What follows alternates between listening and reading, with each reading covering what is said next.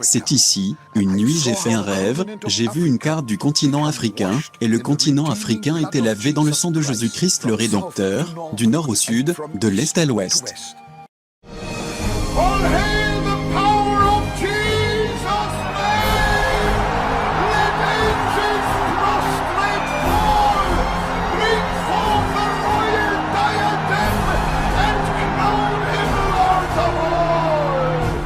Jesus Christ. Nous sommes tous des originaux de celui qui est à l'origine de tout, Jésus-Christ. Hallelujah. Alléluia.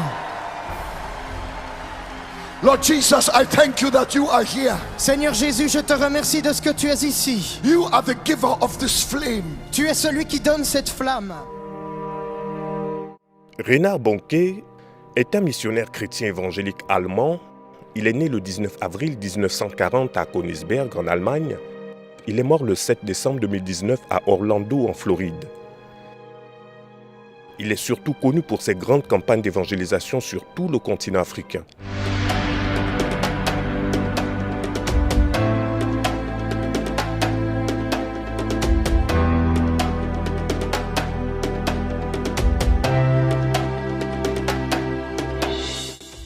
Il donna sa vie au Seigneur à l'âge de 9 ans et reçut un appel pour la mission en Afrique. Il étudia à l'école biblique du pays de Galles à Swansea. Il fut ensuite pasteur en Allemagne durant 7 ans dans une église pentecôtiste de Hambourg.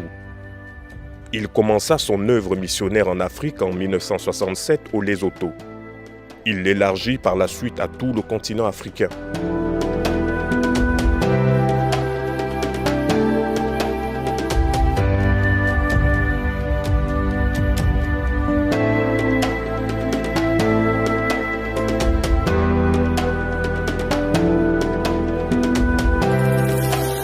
Il organisa des réunions dans une tente qui pouvait recevoir 800 personnes. Mais comme les foules grandissaient, il fallut acheter une tente plus grande. En 1984, il donna l'ordre de construire une des plus grandes tentes mobiles qui existent au monde avec 34 000 places assises. Mais très rapidement, cette tente ne suffit plus. En 1974, Reinhard Bonnke fonda l'association missionnaire Christ pour toutes les nations. La mission de Reinhard Bonnke est caractérisée par ses campagnes ou conférences d'évangélisation massive retransmises à la télévision. Ces campagnes atteignent un public de plusieurs centaines de milliers de personnes et sont soutenues par les communautés chrétiennes locales. Durant les 22 dernières années, plus de 120 millions de personnes ont participé aux campagnes d'évangélisation.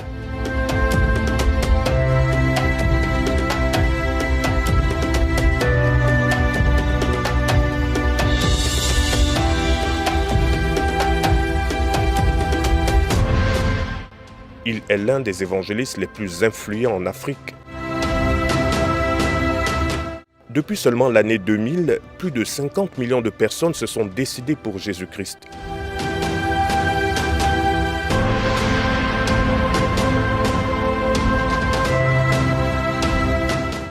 Reinhard Bonnke est également connu pour ses conférences Fire qui ont déjà eu lieu dans de nombreux pays, partout dans le monde, et dont l'objectif principal est de former des responsables et membres d'église pour l'évangélisation. Divided tongues as of fire, and one sat upon each of them. Et il leur apparut comme des langues de feu qui se séparèrent et se placèrent sur chacune de leurs têtes. I like the word each. J'aime la parole chaque, Because there is a flame for every head. parce qu'il y a une flamme pour chaque tête. I feel sorry for people who haven't got a head because there is no flame for them. Je suis désolé pour les gens qui n'ont pas de tête, car il n'y a pas de flamme pour eux. But if you have a head, Jesus has a flame for that head here today. Mais si tu as une tête, Jésus a une flamme pour ta tête ici aujourd'hui. Reinhard Bonnke croyait fermement à la guérison des malades par action divine. C'est pourquoi ses campagnes se finissent souvent par des prières pour les malades.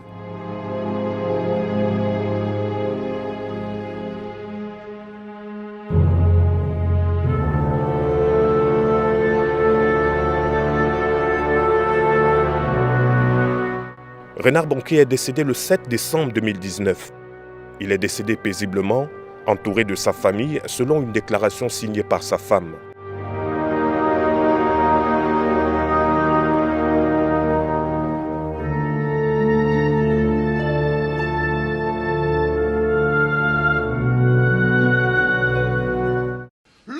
Regardez qui Jésus a choisi. L'on pourrait prendre toute la liste des apôtres qu'il a choisis et vous verriez qu'ils ont tous de terribles défauts. Prenons Pierre. Pierre l'impétueux. Pierre qui a renié le Seigneur, qui s'est maudit lui-même et a dit « Je ne le connais pas ». Quel drôle d'apôtre! Prenons ensuite les fils de Zébédée. C'étaient des têtes brûlées. Nous sommes appelés à être en feu, mais pas des têtes brûlées. Certaines personnes sont vraiment impulsives, comme un volcan, et les fils de Zébédée sont ce genre de personnes. Quand les habitants de Samarie refusèrent d'héberger Jésus et ses copains apôtres pour la nuit, les fils de Zébédée vinrent et ils dirent « Maître, appelle le feu du ciel et brûle ce village !»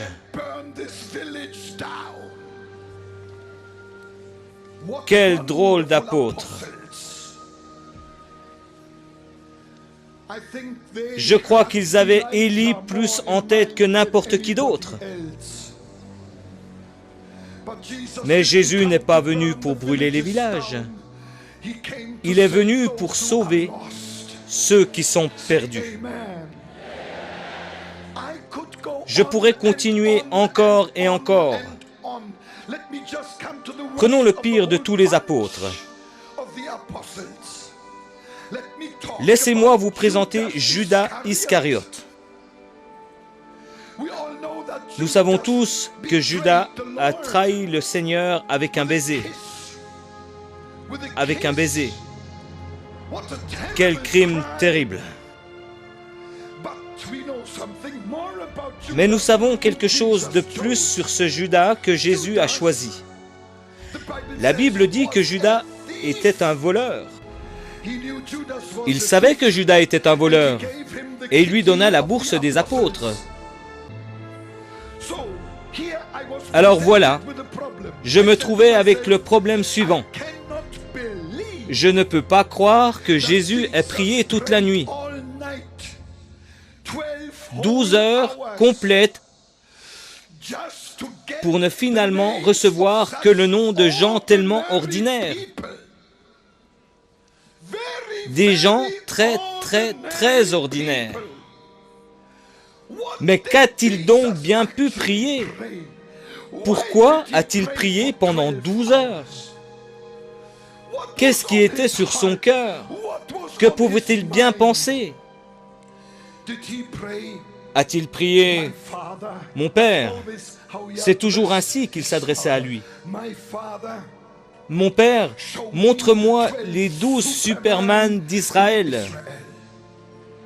Tu sais, mon Père, que je suis sur le point de leur donner cette grande mission. Et j'ai besoin de prendre les meilleurs parmi les meilleurs. Montre-moi ces 12 Superman d'Israël. »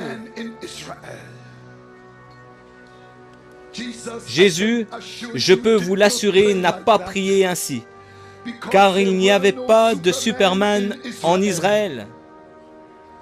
Il n'y a pas de Superman au Nigeria.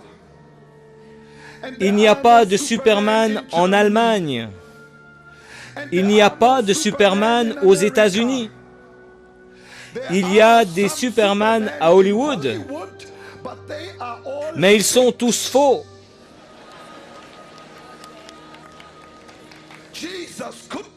Jésus ne pouvait pas utiliser des Superman. S'il l'avait fait, l'Évangile n'aurait jamais quitté la Terre Sainte. Alors, si Jésus n'a pas prié pour recevoir les noms de 12 Superman, je me demande, Mais qu'a-t-il donc prié? Il m'arriva une chose extraordinaire.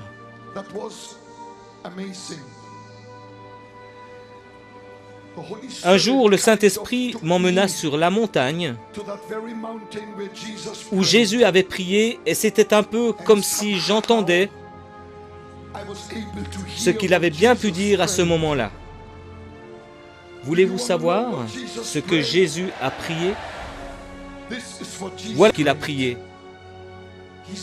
Il a dit, « Mon Père, je suis sur le point de choisir les apôtres de l'agneau à qui je vais donner la grande mission de répandre l'Évangile jusqu'aux extrémités de la terre. Mon Père, ne me laisse pas choisir mes hommes comme le monde normalement choisirait ses hommes.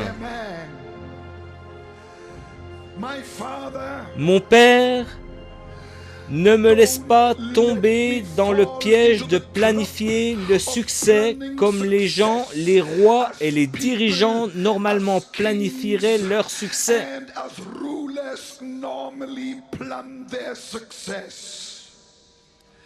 Mon Père, pas ma volonté, mais que ta volonté soit faite. Et une fois qu'il avait la victoire sur ce point, Jésus descendit de la montagne et choisit des gens ordinaires.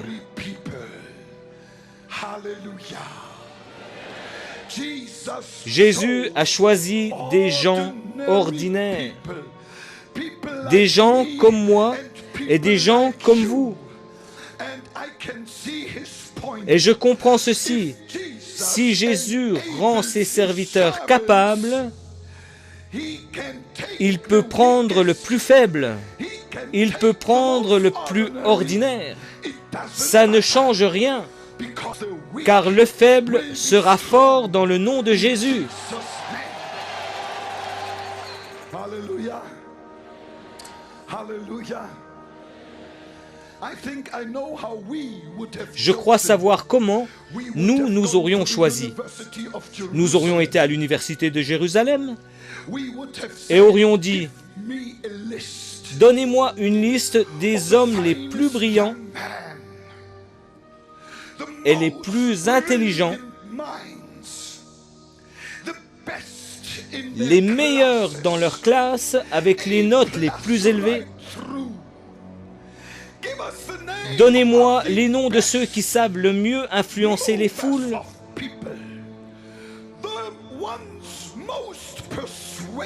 ceux qui sont les plus persuasifs, les grands orateurs qui savent comment persuader les gens. Donnez-moi la liste des meilleurs. En effet, j'ai besoin d'apôtres. » Jésus ne s'est même pas approché de l'université de Jérusalem. Jésus s'est dirigé vers le bord du lac de Galilée et a principalement choisi des pêcheurs ordinaires et sans instruction.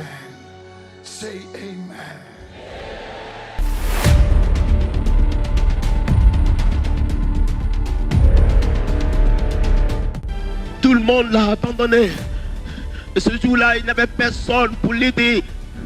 Il a remonté la pente, il a souffert seul. Parce qu'il savait que pour toi, il obtiendrait le salut. Il avait caractérisé son œuvre pour toi. Jésus-Christ, j'ai mis dans son cœur pour toi